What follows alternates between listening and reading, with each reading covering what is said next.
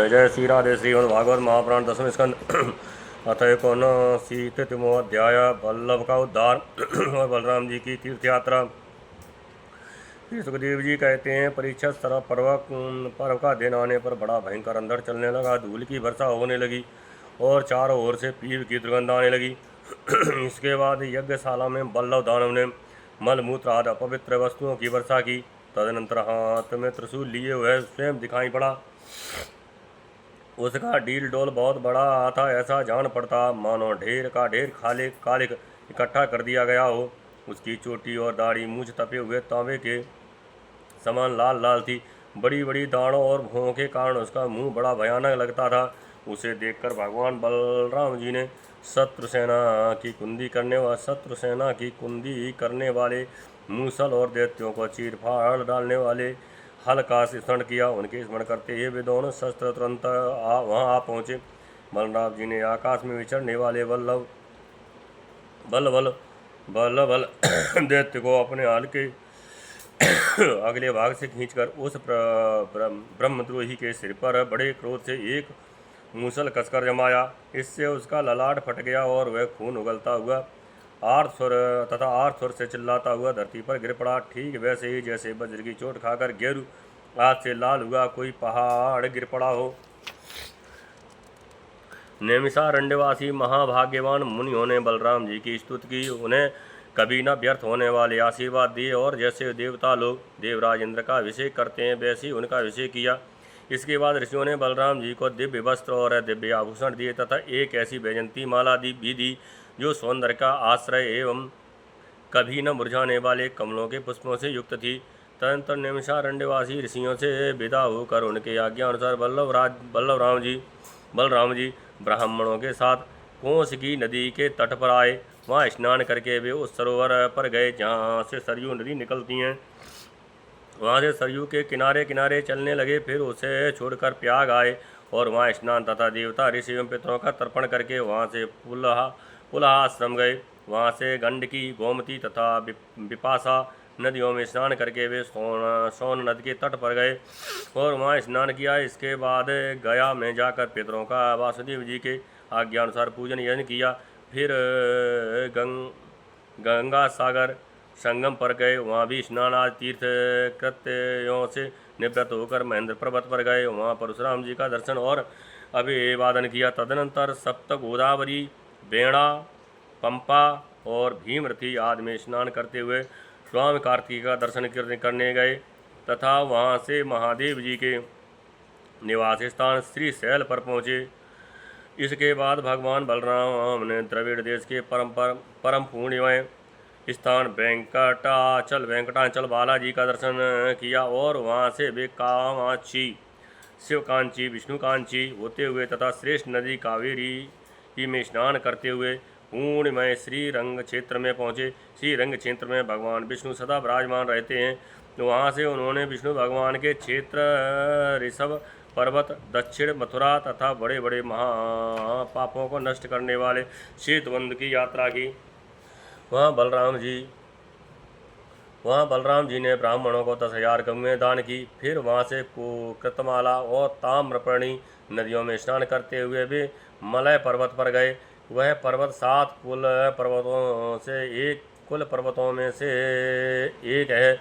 वहाँ पर विराजमान अगस्त्य मुनि को उन्होंने नमस्कार और अभिवादन किया। अगस्त्य जी आशीर्वाद और अनुमति प्राप्त करके अगस्त्य से आशीर्वाद अनुमति प्राप्त करके बलराम जी ने दक्षिण समुद्र की यात्रा की। वहाँ उन्होंने दुर्गा देवी का कन्याकुमारी के रूप में दर्शन किया। इसके बाद वे फाल्गुन तीर्थ अनंत शयन क्षेत्र में गए और वहाँ के सर्वश्रेष्ठ पंचाप्सरस तीर्थ में स्नान किया। उस तीर्थ में सर्वदा विष्णु भगवान का सानिध्य रहता है। वहाँ बलराम जी ने 10,000 गौएं दान की।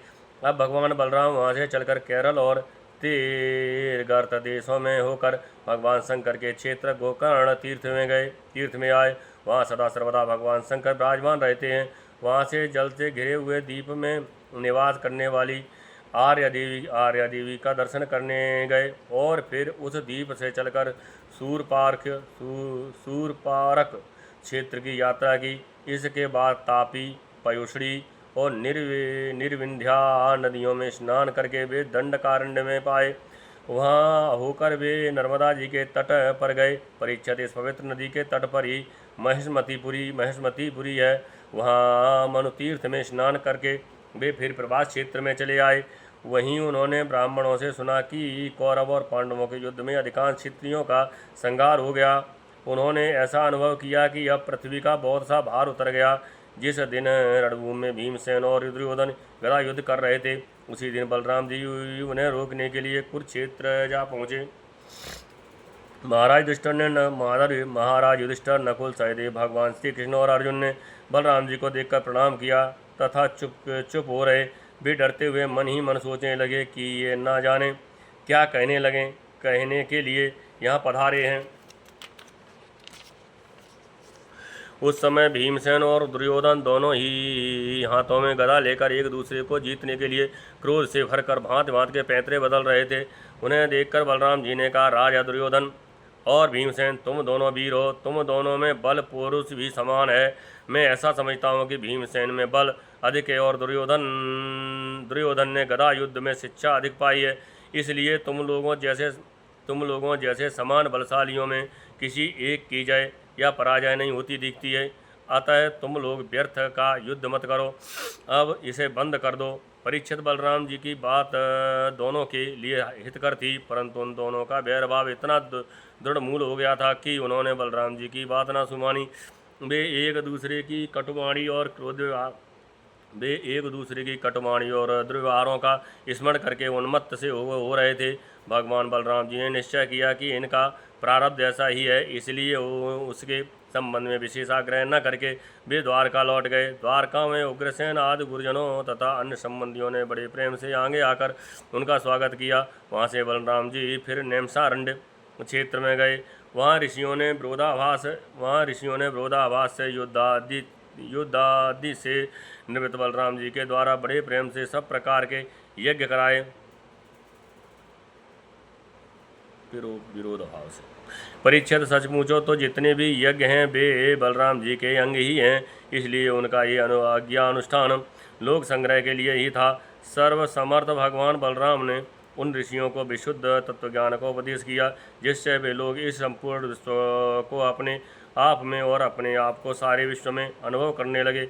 इसके बाद बलराम जी ने अपनी पत्नी रेवती के साथ यज्ञांत स्नान किया और सुंदर सुंदर वस्त्र तथा आभूषण पहनकर अपने भाई बंधु तथा स्वजन संबंधियों के साथ इस प्रकार शोभायमान हुए, जैसे अपनी चंद्रिका एवं नक्षत्रों के साथ चंद्रदेव होते हैं। परीक्षित, भगवान बलराम स्वयं अनंत हैं, उनका स्वरूप मन और वाणी के परे है। उन्होंने लीला के लिए ही ये मनुष्य का शरीर ग्रहण किया है। उन बलशाली बलराम जी के ऐसे ऐसे चरित्रों की गिनती भी नहीं की जा सकती। जो पुरुष अनंत सर्वव्यापक अद्भुत कर्मा भगवान बलराम जी के चरित्रों का सायं प्रातः स्मरण करता है, वह भगवान का अत्यंत प्रिय हो जाता है। इस श्रीमद्भागवते महापुराणे परमहंसायां सहितायां दशम स्कंदे उत्तरार्थे बलदेव तीर्थ यात्रा निरूपणम नाम 59तमोऽध्याय। जय जय